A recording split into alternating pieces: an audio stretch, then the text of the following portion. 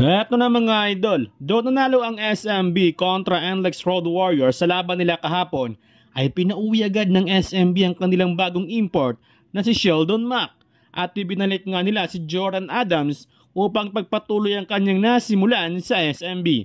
Sa naging laban kahapon ng SMB kontra NLEX ay nakapagtala lamang si Mac ng 16 points, 1 rebound at 3 turnovers. Malayong malayo sa kayang iambag ni Jordan Adams. Well, for me lang it's hard to judge sa performance ni Sheldon Mac dahil unang laban pa kasi niya yon. Sana binibigyan man lang sana siya ng second chance na mag-adjust para sa kanilang kupunan. Di rin naman natin masisi ang SMB dahil naghahabol nga sila upang hindi sila malaglag sa elimination round. Ang hirap lang kasi sa SMB ay laging palit ng import. Hindi katulad ng TNT, Meralco at Barangay Ginebra, mag-champion man or hindi, dyan pa rin yung import nila na talagang pang long time talaga. Taging si Chris McCullough lang yata ang kanilang long time import, ano?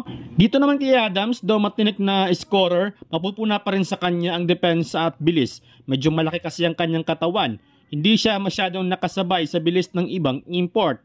Samantala, sa NLEX naman ay tuluyan ng inaprubahan ni PBA Commissioner Willie Marcial ang trade proposal sa pagitan ng Phoenix Fuel Master at NLEX Road Warriors na kung saan ay mapunta nga sa NLEX si JV Mocon kapalit nga ni Ato Yular at ang 2025 second round pick. Habang pinalitan naman ng NLEX ang kanilang import na si Mikey Henry at ang ipinalit nga nila ay itong former NBA player na si Dekian Jones. Napilitang palitan ng NLEX ang kanilang import matapos ang kanilang 3 straight losses.